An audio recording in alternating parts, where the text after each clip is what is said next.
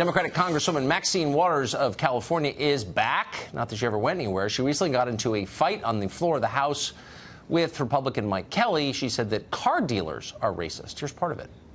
I can't believe that in 2018, we're on the floor of Congress seeing the denial of some of my colleagues about discrimination in the auto lending business. To impugn the integrity of the automobile people is absolutely beyond reproach.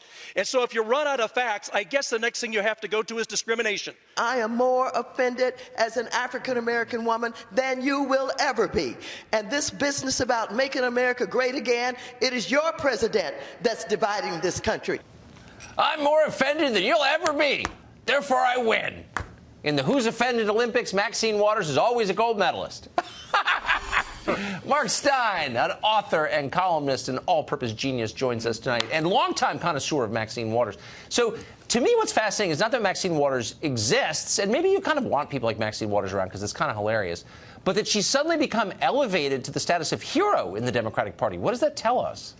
Yeah, it's interesting to me that she is not within the Democratic Party as self-evidently ridiculous as the creepy porn lawyer you were talking about, who I think actually he's going to be walking Meghan down the aisle at Windsor Castle on Saturday.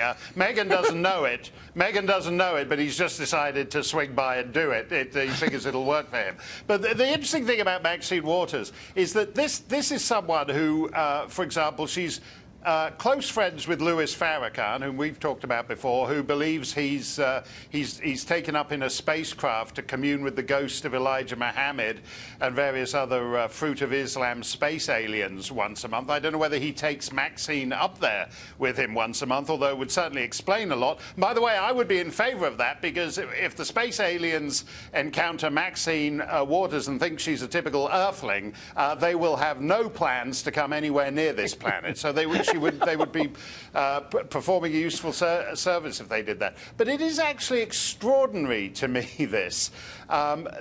For example, she recently called Trump's hotel in Washington a criminal-looking hotel.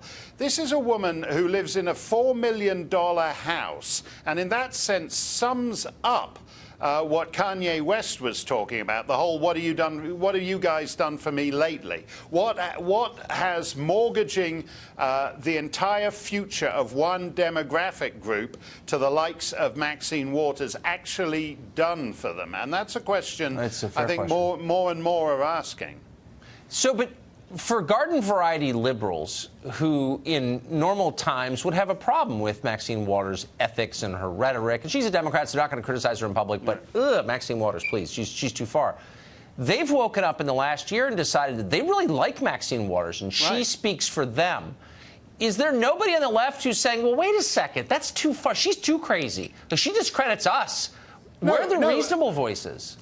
No, I think what's interesting is that she made Time magazine. For anyone who wasn't aware, Time magazine is still out there and still publishing every week. She made Time magazine's list of the 100 most influential people in the world, which is patently absurd. Time magazine, at a certain point, used to pretend to be internationalist, so they'd have put, you know, the deputy fisheries minister of the South Sandwich Islands on the list because he's really making a name for himself as a player in law of the sea negotiations. That's how Time used to be. Instead, they put Maxine Waters on there, who is totally uninfluential, except outside a very tiny coterie of hardcore activists who chant along with her when she says impeach 45, as she did recently at a memorial service. I mean, you know when they have these organ donor cards saying if I get killed in a fatal road accident, give all my body parts to somebody who needs them. I'm going to carry a Maxine Waters card in my wallet saying that if I get killed, I don't want her chanting impeach 45 at my memorial service. This has no appeal other than beyond a very hardcore coterie. But that coterie is well established in the media, which is why Time magazine made themselves look fools by putting her on this most influential 100 people in the world list.